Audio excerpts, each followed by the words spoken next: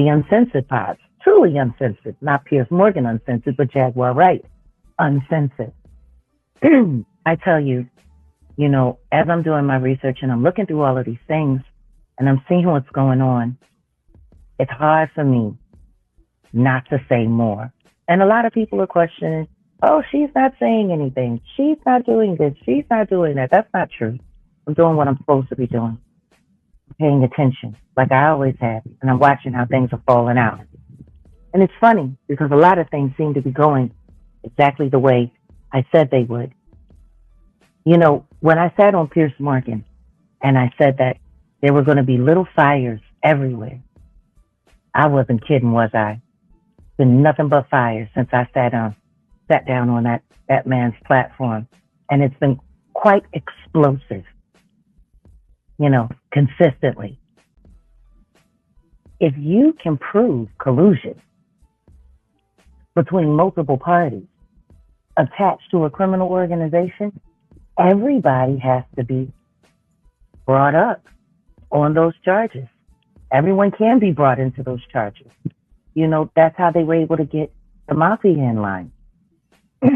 So now, why don't we talking about what's looking to be the new mafia, the music industry? You have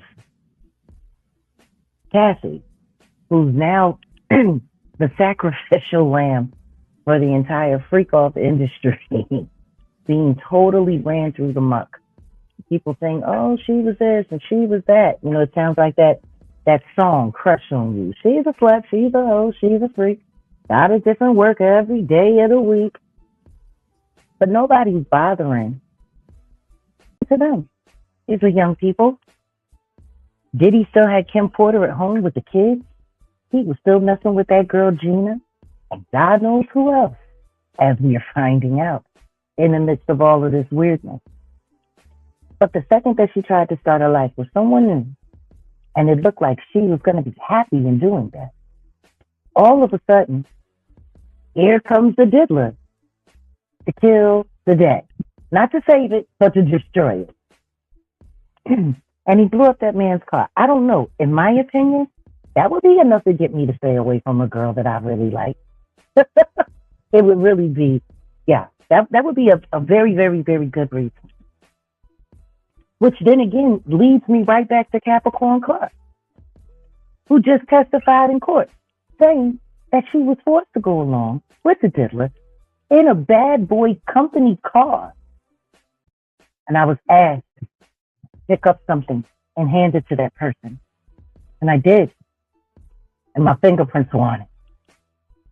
I come to find out later that the thing that I had my hand on caused a lot of harm to a bunch of people that I didn't know and had no contact with.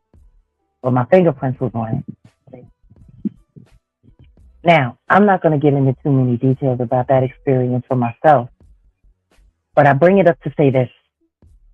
When you're dealing with a bad guy who's looking to find ways to keep you chained to a bad situation so that they can control you, control your movements, control what you say, control what you do, because of what they're holding over your head, it's a terrible spot to be in. And it sounds like to me that maybe that's what happened to Capricorn Clark. Why would he bring her along?